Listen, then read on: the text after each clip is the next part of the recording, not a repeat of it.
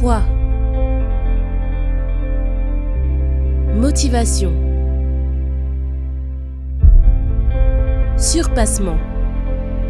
Fortifiez votre intérieur avec le moment de foi.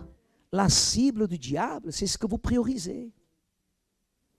La cible du diable, c'est ce que vous priorisez.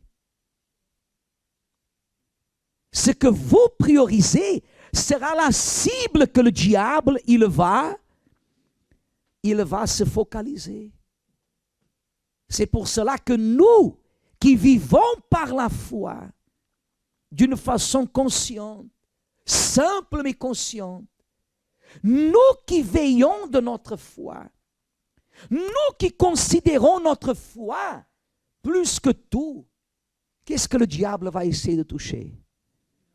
Il sait qu'il peut toucher ma santé. Il ne va pas me dérober. Il sait qu'il peut toucher mon mariage. Il ne va pas me toucher. Il ne va pas me dérober. Il sait qu'il peut toucher ma famille. Il ne va pas me dérober. Il peut toucher le travail. Il ne va pas me dérober. Mais il sait que s'il arrive à toucher ma quoi? Ma foi. Des fois, la personne, elle, à l'église, vous voyez, quand on veut parler contre nous, contre l'église, on dit comme ça, mais pourquoi à l'église, les pasteurs des fois parlent des personnes qui viennent à l'église et qui écoutent des prédications des uns, prédications des autres églises? Premièrement, vous n'avez pas besoin de dire à personne que vous écoutez ce que vous écoutez. Deuxièmement, si vous le faites, c'est parce que vous n'êtes pas nourri à l'église. Et c'est pour cela que le diable, il sait comment il va faire pour atrophier votre foi. Aujourd'hui, on écoute des prédicateurs, des pasteurs, des prêches qui se détournent catégoriquement de la parole de Dieu. Tout à l'heure, je parlais avec les auxiliaires. Je disais, aujourd'hui, nous voyons comment les pasteurs de nos jours, ils dominent la tête des personnes. Parce que c'est l'esprit. Et les personnes qui vont aux églises, elles se laissent séduire. Elles se laissent dompter.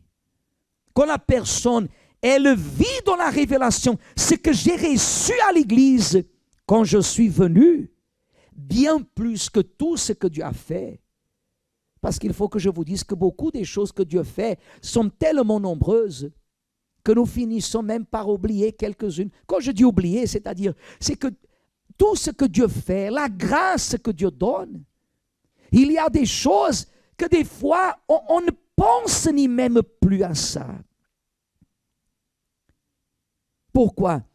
Parce qu'au bout d'un moment, ce qui nous intéresse, c'est d'avoir une foi comment? Ferme. Le diable, vous ne pouvez pas l'affronter avec une villa, avec une carte de résidence, avec un bébé, 2 bébés, 3 bébés si vous étiez stérile. Le diable, vous ne pouvez l'affronter qu'à travers la quoi? La foi.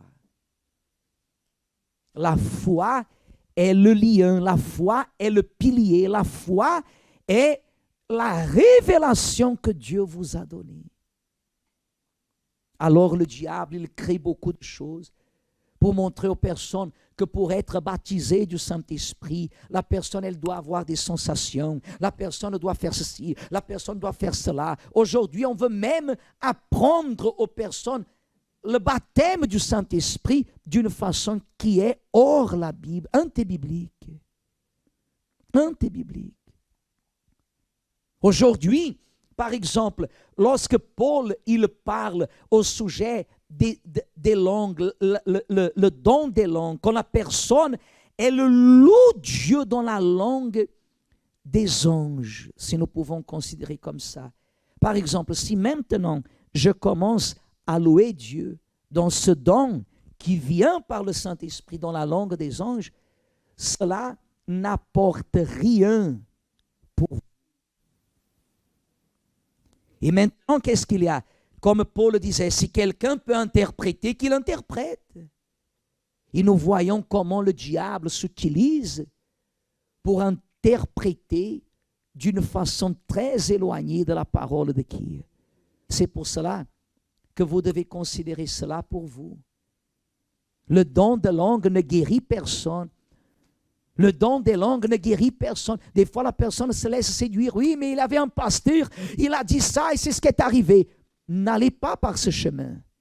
Allez par ce que Dieu nous a laissé.